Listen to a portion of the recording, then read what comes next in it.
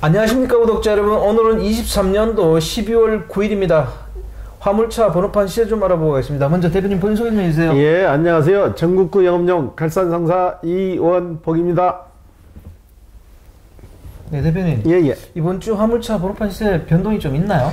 전주와 동일하게 변동은 없고요. 개인 소형부터 말씀드릴게요. 개인 소형은 1.5톤 이하를 개인 소형이라 그래요. 2,850만 원에 거래되고 있고요. 개인 중형 1.5톤 이상 16톤까지를 개인 중형이라고 그러는데 가격은 2,700만 원 선에 거래되고 있고요. 개인 대형은 3,500만 원, 개인 25톤은 3,600만 원, 일반 25톤은 3,800만 원, 출애라는 6,500만 원, 일반 5톤은 3,300만 원, 일반 11톤은 3,600만원, 덤프 오더는 3,800에서 100만원이 내려서 3,700에 거래되고 있습니다. 네. 대표님, 화물차 번호판 시세가 변동이 없습니다. 이거는 또 어떤 의미를 가지고 있나요? 그만큼 경기가 없으니까 그냥 현 상태로 유지하고 있는 거죠. 파는 사람은 많아요. 네네. 파는 사람은 개인 소형, 개인 중형을 중심으로 해서 많이 매기는 활발하는데 사가는 사람이 없는 거죠. 지금은. 그래갖고 적체되는 상황이에요. 적체되는 상황이고, 개인 중형 같은 경우는 회사 지입회사에서 가지고 나온 차들, 이제 그 차들이 번호판을 타는데 오래된 연식의 번호판만 찾기 때문에 그 구하기가 힘들어가지고, 오래된 번호판 연식은 기존의 번호판은 2,700선이면 구매가 가능한데 오래된 것은 2,750 이상 주셔야 돼요.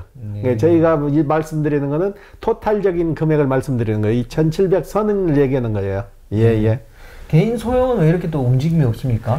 개인 소형도 경기가 너무 없다 보니까 저번 주에 저희가 한 10대 정도를 매입했어요. 10대 정도를 매입하고 나간 것은 한 5대 정도. 너무나 힘드니까 이분들이 와서 한결같이 하는 얘기가 너무 힘들어서 이제는 더 못 오겠다.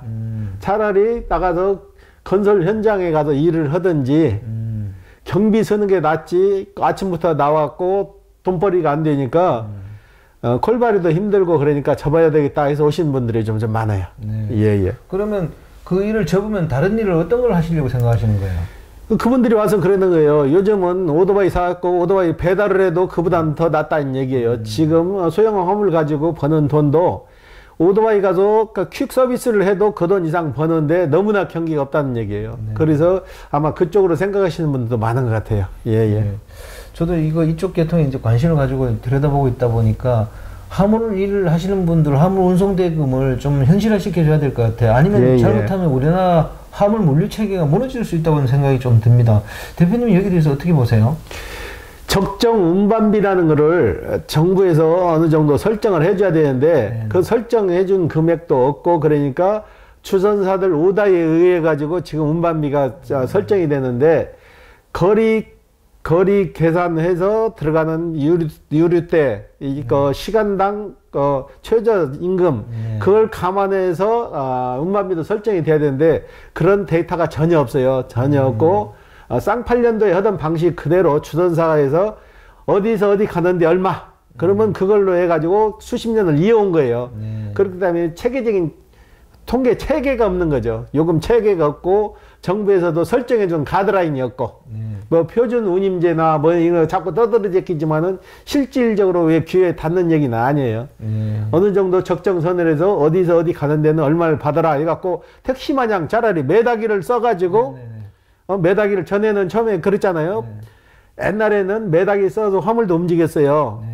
이렇게 탁 꺾어갖고 가는 매다기를 쓰고 화물차도 일했는데 차라리 매다 방식으로 돌아섰으면 쓰겠어요. 어디에서 어디를 짐을 싣고 가면은 짐 실는 용량, 그 거리 계산해서 매다기를 찍고 기본요금 책정해서 그렇게 운반했으면 차라리 기사분들한테 어느 정도 차라리 채산성이 맞을 것 같아요.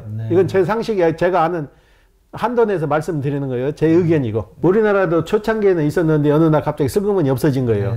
그런 체계가 있으면 차라리 기사분들도 요금 갖고 다툴 일이 없고 매다기 찍고 가서 그 시의 할증이면은 시 할증 누르고 가서 택시 마냥 그 금액을 받으면은 기사분들한테도 실질적인 도움이 될 것 같아요.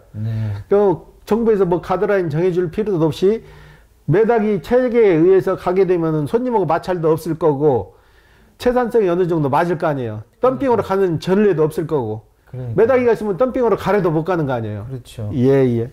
그 예전에 하던 안전운임제도 개인 소형 여기에는 해당이 없던 거잖아요. 예, 예, 그렇죠. 큰 차를 위주로 했는데 네. 지금 우리나라 물류 시장 자체가 뭐 ABCD도 제대로 안 된 상태에서 쌍팔년도 그 방법을 계속 지속적으로 이어오니까 기사분들도 채산성도 안 맞고 오다 하나 가지고 두 군데, 세 군데, 네 군데를 거쳐서 오니까 실질적으로 기사분들한테는 돌아가는 게 양이 적죠. 네. 적기 때문에 차라리 그것도 제가 보는 관점에는 방법일 것 같아요. 차라리 매달을 설정을 해서 매달을 찍고 가면은 네. 어느 정도 채산성이 맞춰질 것 같아요. 그리고 정부에서도 편하잖아요. 가드라인만 정해서 기본 요금만 설정해주면 매달으로 가면은 손님도 좋고 그렇죠. 기사분도 좋고 네. 예예. 그 체계가 저는 적정하다고 봐요. 저도 그 방법은 상당히 동의하는 예, 부분입니다. 예. 근데 왜 이거 옛날에 매다로 가던 게 지금 현재 이렇게 요금 체계로 바뀌어버린 걸까요? 그러니까 슬그머니 없어져 버린 거예요. 슬그머니 없어지고 그냥 불러서 얼마 그러면 10,000원이면 10,000원, 20,000원, 20,000원 추전사가 오다에 지금은 움직이는 체제가 돼버렸잖아요. 네네. 전에 같은 경우는 그래도 추전사라기보다는 각 지역마다 주차장이 따로 있었어요. 네네. 화물을 알선해주는 주차장에서 일을 받아가지고 거기 소속돼서 일을 했고 앱으로 찍어서 움직이는 게 전혀 없었잖아요. 네. 그런데 지금은 많이 발전이 됐잖아요. 화물도 발전됐는데 발전된 만큼 요금 체계는 그대로 옛날 방식을 그대로 쫓아가는 것 같아요. 네. 제가 보기에는 가장 해결적인 방법은 매달을 설정해서 지정해줘서 거리 계산해서 그 적정한 요금을 책정해주면 문제가 없을 것 같아요. 네. 이러다가 젊은 사람은 진입을 안 하고 나이 드신 분들 다 떠나가면 이제 한국 물류시장이 이러다가 무너지는 거 아닌지 모르겠습니다. 지금도 많이 붕괴됐죠. 네. 지금도 젊은 층은 거의 유입이 없어요. 네네. 기존에 하시던 분들이 처음부터 했으니까 나이 먹어도 그걸 유지해서 가는데 이분들이 몇 년이나 더 갈 수 있겠냐고요. 젊은 층이 유입이 안 되면은 채산성이 안 맞고 젊은 층이 유입이 안 되면은 화물 단가는 더 올라갈 수밖에 없는 거예요. 네네. 차량이 없어지니까. 네. 운전할 수 있는 사람이 없으니까 없어지는데 그러면 기사분들도 외국에서 옛날 우리나라 사우디 가서 일하듯이 인력을 동원해서 모집해 올 거냐고요. 그건 아니잖아요. 네. 대표님이 방금 얘기하신 것처럼 앞으로 국토교통부에서도 이 메타기 꺾고 가는 것도 한번 검토해 봐야 될 것 같아요. 각 지역마다 개인 택시나 화물이나 협회가 있잖아요. 네네. 협회 차원에서 그런 법을 만들어서 국회로 상정해서 네네. 의견을 겹치는 것도 방법이라고 봐요. 네네. 또 우리 기사분님들 하는 얘기 그래요. 조합에서 하는 일도 없이 왜 조합비는 꼬박꼬박 받아가며 조합 가입할 때 돈 몇십만 원씩 내는 거는 돌려주지도 않고 조합비는 꼬박꼬박 받아가면서 뭐 획기적인 방법은 하나도 없냐 이거요. 네. 운반비 못 받는 것도 조합에서는 나몰라라 하잖아요. 네. 자기네들이 오다 준 게 아니니까 그런 걸 조합 차원에서 좀 해줬으면 좋겠어요. 조합에서도 해주고 요금 체계 같은 것도 매다기 방식으로 해서 건의 좀 하고 국회에 건의를 하든지 뭘 하든지 고 요금 못 받는 것도 좀 앞장서서 좀 체계를 해주고 그러면 조합에서도 신임을 얻을 거 아니에요. 조합이 뭐 하는 데서 돈도 받아가냐는 소리는 안 할 거 아니에요. 예예. 그러니까 이거 큰일입니다. 예예. 그러면 요즘 번호판 장사만 하던 지입회사들 움직임 좀 알려주십시오. 번호판만 장사하던 지입회사들이 지금 전에도 말씀드렸지 지금 쪼개기 해가지고 이미 다 그 사람들은 빠져나갔어요. 빠져나가서 자기 적정 물량만 가지고 있는 거예요. 대수만 물동량 있는 대수만 가지고 있고 물동량 남바 장사하던 거는 별도로 법인을 세워가지고 다시 또 시작하고 있는 거죠. 지금은 드러내놓고 수수료는 안 받잖아요. 단속하니까. 뒤에서 봤는데 그것도 뭐 강도 높은 조사를 한다고 하니까 그건 올 수도 됐는데 이미 강도 높은 조사가 필요가 없는 거예요. 이미 1년 전에 조치를 취했어야 되는데 1년 동안 끌고 와서 지금 와서 무슨 조치를 취해요. 이미 다 빠져나갔는데. 예. 그러면 쪼개기 한 회사에서는 또 번호판을 임대할 거 아니야? 당연히 임대하죠. 임대를 하는데 이제 임대료는 안 받겠죠. 지임료만 받겠죠. 전에는 수수료 명목으로 돈을 받았는데 그게 없어지는 거죠. 이제 당분간은. 그러다 나중에 또 단속 안 오고 히프하면 뒤로 또 받겠죠. 예. 지금까지 관례가 그렇게 되어 있어요. 예. 국토교통부에서 뭐 지입제 개선안이나 화물차 개선 방안 뭐 이런 거 좀 내놓은 거 있습니까? 전혀 없고 피해자 2차 조사만 한다고 나와 있는데 2차 조사해도 제가 보는 관점에는 별 의미가 없어요. 이미 쪼개기에서 다 빠져나갔는데 뭔 2차 조사하면 뭔 의미가 있냐고요. 1차 조사했을 때 그때 강력하게 나가가지고 제재를 하고 과징금을 매기고 피해 보상을 해줬으면은 2차까지 갈 필요도 없는 거 아니에요. 네. 1년 동안 뭐하고 이제 와서 2차 조사를 하냐고요. 네. 저도 볼 때 2차 조사하고 나면 2024년도 11월쯤이나 발표할 것 같아요. 결과라고. 그러면서 또 연도 3일로 끝날 것 같고. 예. 아니, 국토교통부에서 이렇게 화물 미터기로 가는 거라든지 이런 것 좀 개선을 획기적으로 좀 내놓을 수는 없나요? 충분히 가능하는데 네. 실질적인 거기에 대해서 실무를 아는 사람이 없다는 거죠. 네네. 실무자가 있어가지고 개인 택시 마냥 몇 년에 한 번씩이라도 매달 책정해서 올려주면은 그런 상식 이하의 짓들은 안 할 거 아니에요. 네. 예. 아니, 국토교통부에서도 그 화주표만 들지 말고 실제 차량 갖고 있는 차주들 입장도 좀 알아봐야 될 거 아니에요. 상생이 안 되고 있는 거죠. 상생이 안 되고 무조건 대기업체 위주로 정부 운행 방침이 그렇게 되잖아요. 큰 물류회사, 쉽게 말하면 뭐 CJ나 무슨 물류 큰 메이커 있는 물류회사만 치중해서 그걸 하지 일반 영세 취업자들은 신경을 덜 쓰는 것 같아요. 네. 국토교통부도 앞으로 우리나라 경제 성장을 하려면 물류가 중요하다는 걸 인식하고 물류 시스템을 좀 획기적으로 개선해야 될 거라고 저는 생각합니다. 네. 그 대표님, 이제 그 카카오라든지 대기업 화물차 시장 진출 소식은 또 어때요? 진출 소식도 아직까지는 뭐 특출나게 나온 거 없고 시범 운행 기간이라 조금 더 지켜보셔야 될 것 같아요. 뭐 자기네 오다 가지고 하는 거 아니고 주선사 오다를 공유해서 하는 과정이라 아직까지 뭐 특출난 게 없어요. 그리고 메이커 있는 회사들은 자기네 물동량을 가지고 움직이니까 아직까지는 뭐 괜찮은 건데 자기네 물동량이 없는 데는 시작하는 신규 업체는 아직까지 뭐 특별한 게 없어요. 예. 카카오가 들어오더라도 화물 운송 단가 이런 거 오른다는 건 생각지도 못할 일인 것 같아요. 제가 보기에는 그렇게 큰 폭으로 올려주고 그러지는 않을 것 같아요. 편리는 하되 운반비는 다운될 것 같아요. 경쟁이 되니까. 그리고 오히려 차주들한테 요구하는 건 더 많아질 거라고 저는 생각합니다. 이게 카카오나 LG U+, 화물 있고 CJ 대한통운 더운바이나 블루켈리, 티맵 모빌리티, 티맵 화물 이런 데서도 아까 저희가 말씀드린 것이 차라리 매다기 방식으로 해서 소형차를 중심으로 한번 시범 운행을 해봤으면 쓰겠어요. 해가지고 성과가 있으면은 전 차종을 상대로 차종별로 단가를 산정해서 매다기 방식으로 하면 충분히 가능하리라고 봐요. 그렇죠. 그런 걸 좀 만들어줬으면 쓰겠어요. 그렇죠. 매다기도 전자 매다기로 하고 손 못다기 한 다음에 물가 상승률에 따라서 운임 그 메타 요금도 올리면 되는 거죠. 그렇죠. 소형차, 중형차, 대행자 톤수별로 충분히 가능하리라고 봐요. 예. 그리고 대표님 화물차 신차 소식은 또 어떻습니까? 화물차 신차 소식은 지금 오토 차량은 LPG 차량으로 나오는데 오토 차량은 지금 생산이 안 되고 수동만 지금 나오고 있어요. 내년에 아마 3월이나 4월 달경에나 오토 차량이 나오고 지금 오토 차량 신청하게 되면은 거의 10개월에서 1년 정도를 보셔야 될 거예요. LPG 차량으로. 전기차는 지금 재고가 있어서 나오는데 전기차는 선호들을 않기 때문에 아마 LPG 쪽으로 많이 치중될 것 같아요. 예. 대표님 그리고 화물차 검사 주기가 1년에서 2년으로 연장된다면서요? 예. 2023년도 11월 20일부터 시행되고 있는데 전 차종으로 그렇게 되는 게 아니고 영업용 소형차 소형차라고 하면은 1.2톤까지 가능하겠네요. 1.2톤까지는 그 전에 1년 검사가 이제 2년으로 늘어난다는 얘기죠. 예, 기사분들한테는 조금 도움은 될 거예요. 1년에 한 번씩 받던 검사를 2년에 한 번씩 이제 받으니까. 예. 소형차만 그래요. 예. 검사 주기가 만약에 1년에서 2년으로 연장이 되면 어떤 점이 좋아지는 건가요? 일단은 비용 절감도 되고 시간 전략도 되는 거죠. 전에는 1년에 한 번씩 받았으니까는 그걸 2년으로 늘려주니까 1년 동안 좀 여유가 생긴 거잖아요. 아무래도 좀 좋은 제도죠. 예. 아무래도 정부에서 소형차들은 좀 생계 위주로 돼 있으니까 그렇게 좀 봐주는 것 같아요. 그렇죠. 그런 게 있죠. 근데 그 검사 그 자체도 제가 보기에는 구태여 필요가 없다고 봐요. 차 고장 나면 본인들이 다 알아서 고치고 그러는데 환경 기준만 정해가지고 뭐 2년이건 3년이건 환경 기준 통과 못하면 와서 그것만 수리하고 검사 받으면 되지. 뭐 1년에 한 번씩 다 다리 가서 검사 받을 필요는 없다고 봐요. 자가용 지금 뭐 몇 년에 한 번씩 검사 받아도 이상 없잖아요. 맞아요. 예. 그럼 여기서 대표님 이번 주 거래량하고 저번 주 거래량 비교 좀 해주십시오.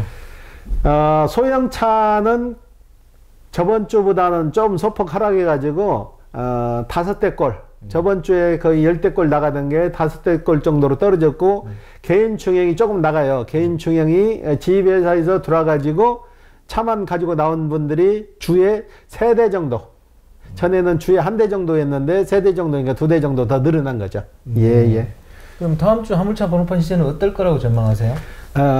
개인 소형 기준으로 해가지고 개인 소형도 지금 2,850선을 유지하고 있는데 연말까지는 계속 그 금액을 갈 거예요. 그리고 개인 중형이 연식이 좋은 거 2021년, 22년, 23년 이런 번호판은 가격대가 좀 하락하고 오래된 번호판은 가격대가 한 50만 원 정도 올라갈 것 같아요. 예. 그리고 나머지 번호판은 비슷할 거예요. 예. 그럼 올 연말까지 화물차 번호판 시세는 보합세로 가고 내년 초는요?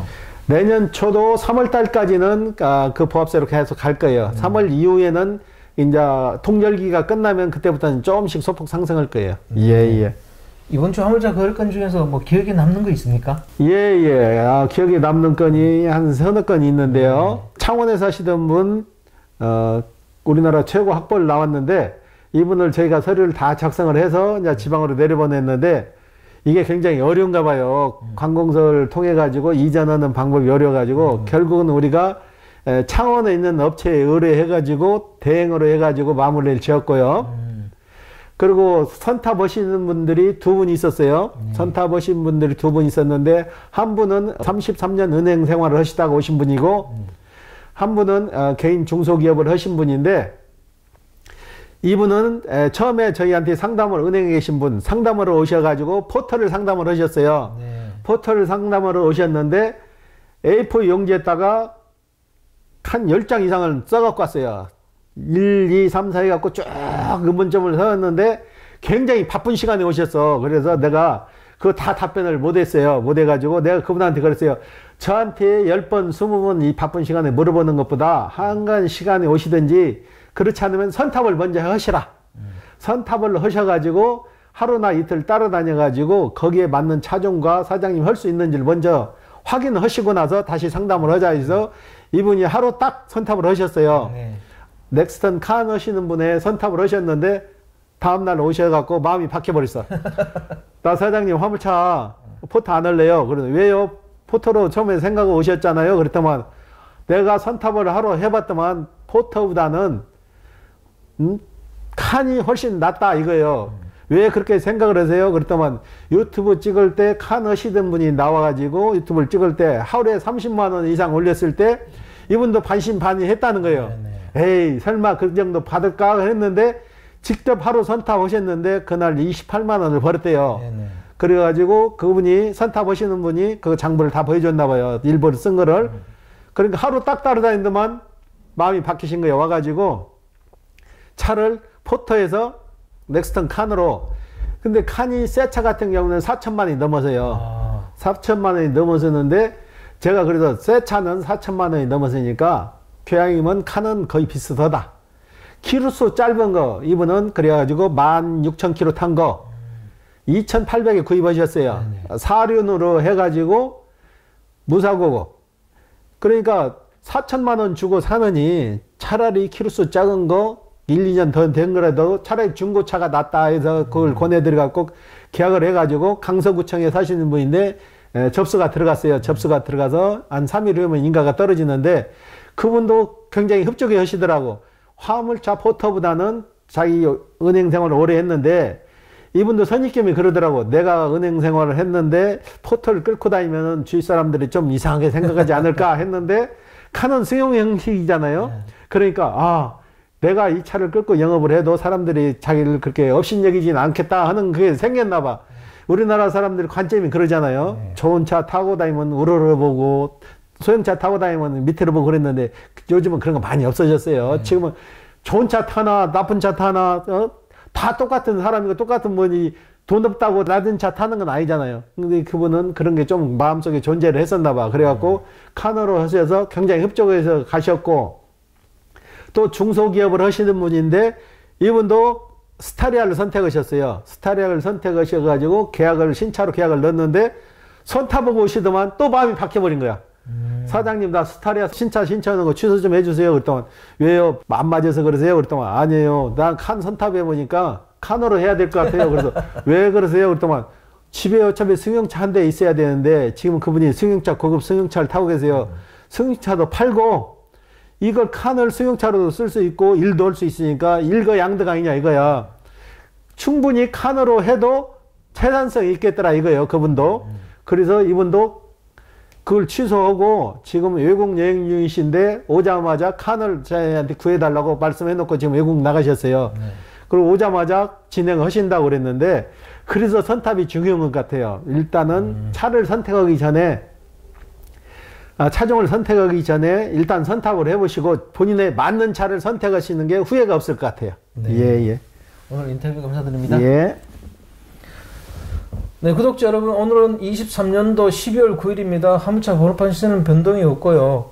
저희들이 계속 국토교통부에서 하는 거 이렇게 쭉 계속 모니터링하고 얘기하는 이유는 누군가는 이 얘기를 계속 어떻게든지 관심을 갖고 있다는 걸 보여주기 위함이고 또 뭐 용달협회라든지 이런 데서도 지금 메타기로 바꾸는 방식, 화물 운송 대금을 그런 식으로도 좀 획기적으로 생각을 해야 될 것 같습니다. 왜냐하면 앞으로 젊은이들 유입은 없고 나이 드신 분들도 떠나버리면 수출은 누가 할 거며 내수 물동량은 누가 감당할 겁니까? 이러다 한국 물류 체계가 다 무너지는 거 아닌지 모르겠습니다. 이 주선사들도 그렇고 전부 다 모여가지고 이 화물 운송 체계의 전반적인 체계를 다시 손봐야 될 것 같아요. 미터기라고 왜 그걸 대안으로 제시해서 우리가 한번 해볼 수도 있는 건데 이미 과거에도 해봤던 건데 지금 이렇게 화물 운송 요금이 오르지 않으면 그것도 한번 생각해 봐야 될 것 같습니다. 자, 호화제는 다음 시간에 또 다른 주제로 구독자 여러분 찾아뵙겠습니다. 안녕히 계십시오. 호호아제였습니다.